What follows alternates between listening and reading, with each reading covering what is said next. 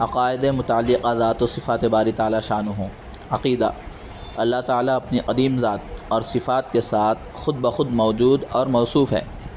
یعنی اللہ کی ذات اور جتنی بھی صفات ہیں وہ اللہ رب العزت والجلال ان کے ساتھ خود بخود موجود، اور اس کے سوا تمام اشیاء اسی کی ایجاد سے موجود ہوئی ہیں، یعنی اللہ رب العزت والجلال کے علاوہ ہم دنیا میں جتنی بھی چیزیں دیکھ رہے ہیں، آسمان، زمین، یہ سب اللہ کے پیدا کرنے سے پیدا ہوئی ہیں اور اسی کے پیدا کرنے سے عدم سے وجود میں آئی ہیں۔ خدا تعالیٰ کو خدا اسی وجہ سے کہتے ہیں کہ وہ خود بخود ہے، یعنی لفظ خدا جو ہے اس کے اوپر غور کرنے سے معلوم ہوتا ہے خدا اللہ کو اس وجہ سے کہتے ہیں کہ وہ خود بخود ہے، اس کی ہستی خود اسی سے ہے، اور اس کی ذات و صفات کے سوا تمام عالم اور اس کی تمام اشیاء حادث اور نو پیدا ہیں، اور جتنی بھی ہم دنیا کے اندر چیزیں دیکھ رہے ہیں یہ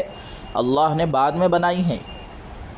یہ پیدا کی ہوئی عدم سے وجود میں آئی ہیں، یعنی پہلے ان کا کوئی وجود نہیں تھا۔